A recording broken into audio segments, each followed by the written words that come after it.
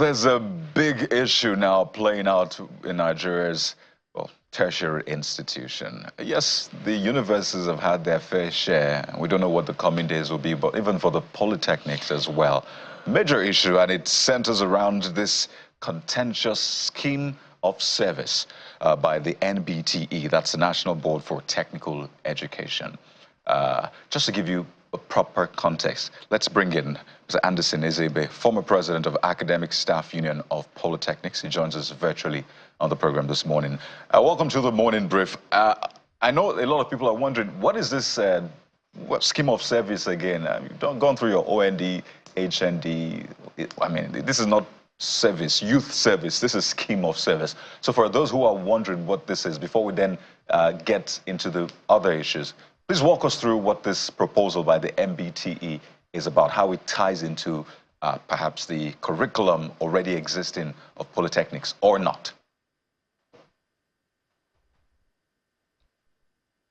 Mr. Ezeibe, over to you now.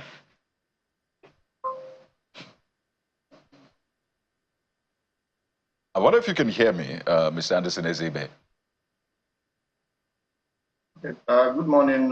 Thank you for having me, even though I didn't hear you very well, but I'll take from the parts that I've heard. I want to thank you for having us in your program this morning. Briefly, the scheme of service for polytechnics or for any establishment, it's a very, very important document. Please go ahead.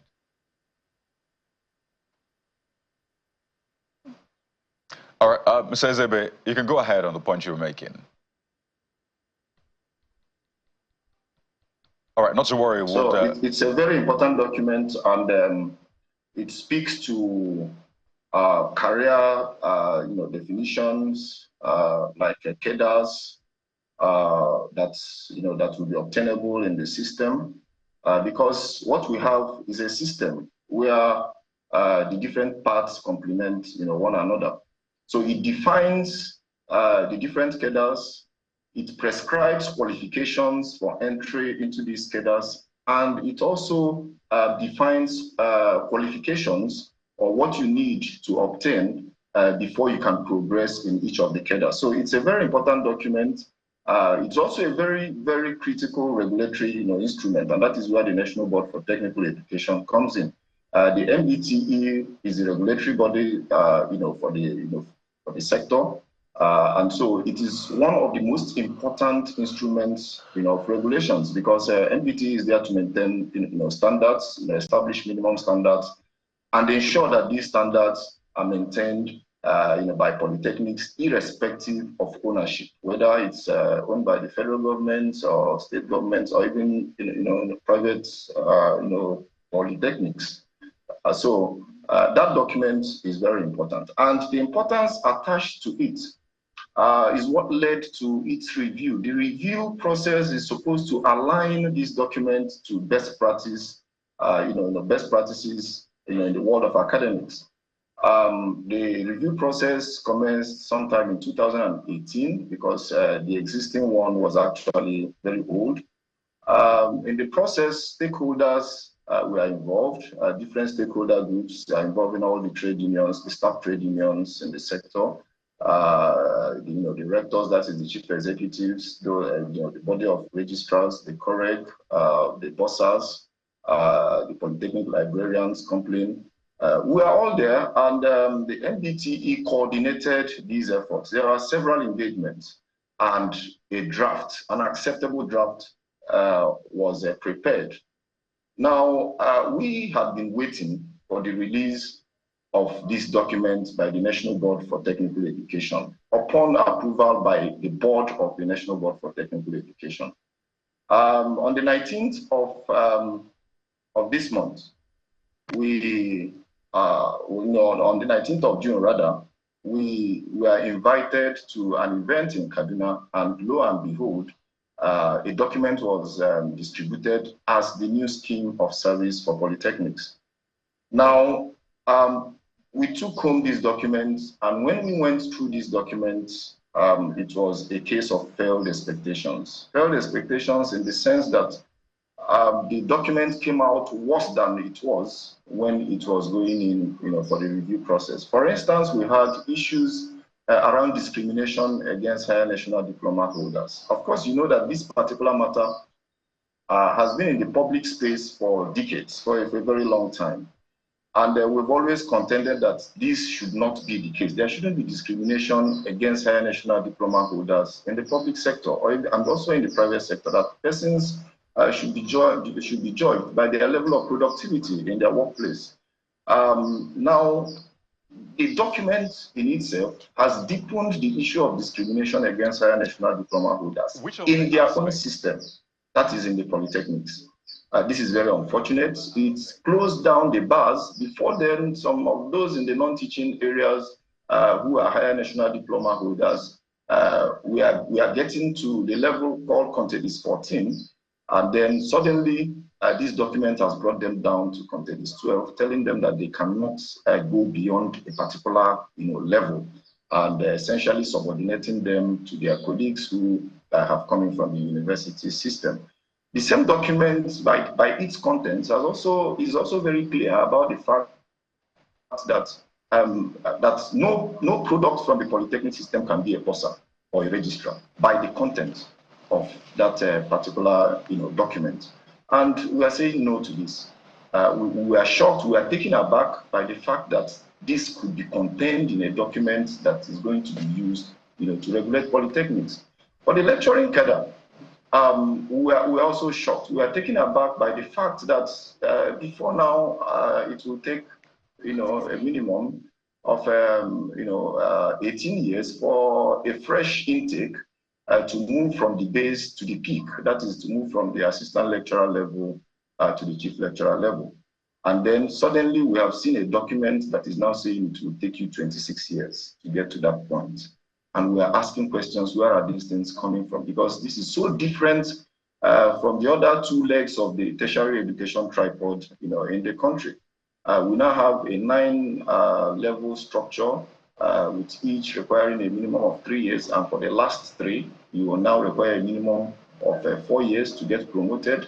And we are saying no. And again, there was a very, very strange insertion, very contestable, where it is now required that those of us in the lecturing cadre that will be required to get a certain certification, a national skills qualification at level 3 before you can get promoted. This is very strange. Strange in the sense that even before you get promoted to certain levels, you are required to belong to a professional body.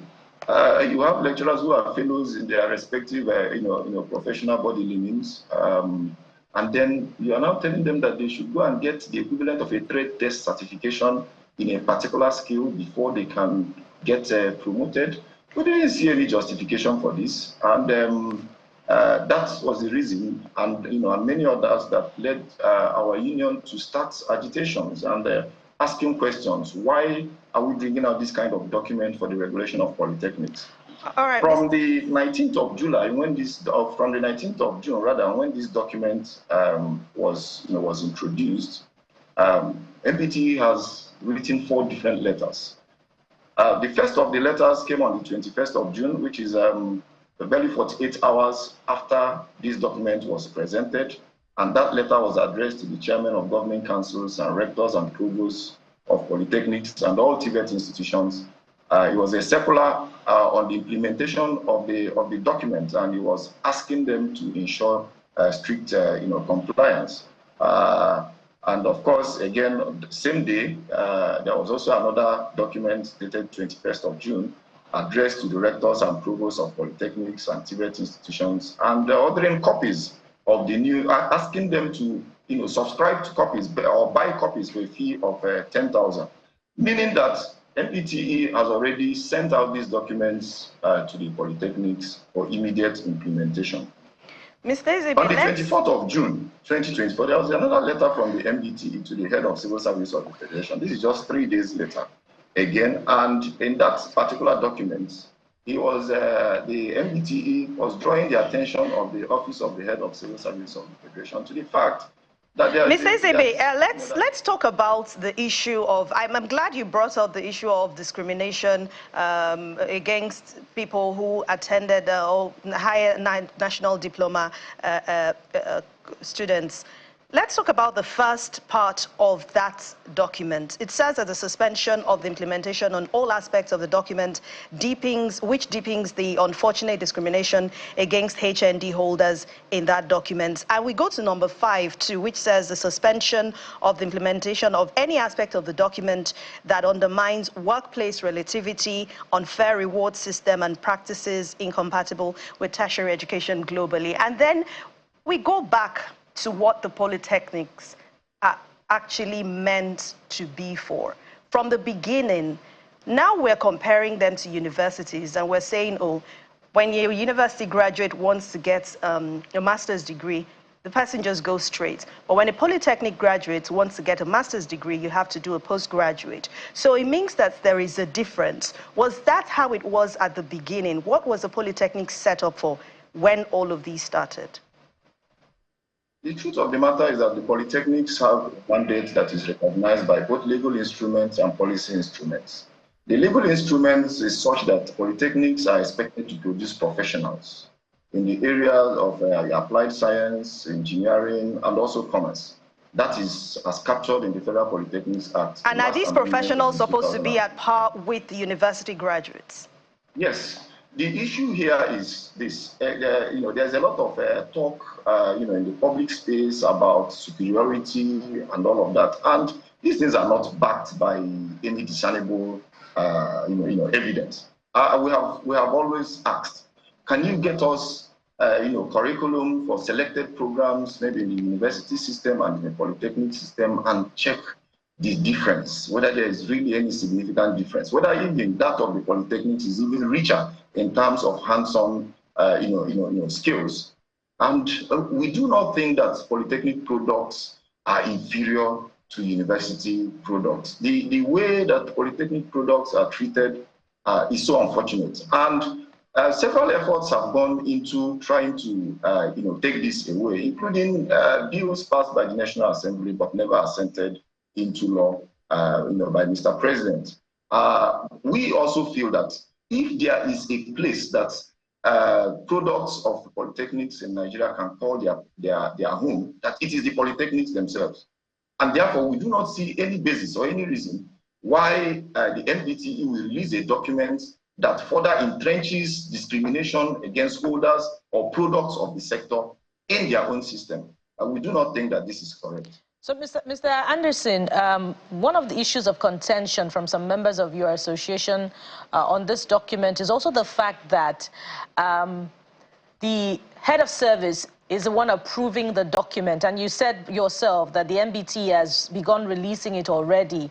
So which association or individual, by law establishing the Board for Technical Education, is duly assigned the responsibility of approving this document? Is it the head of the MBT, or is it the head of the civil service of the Federation?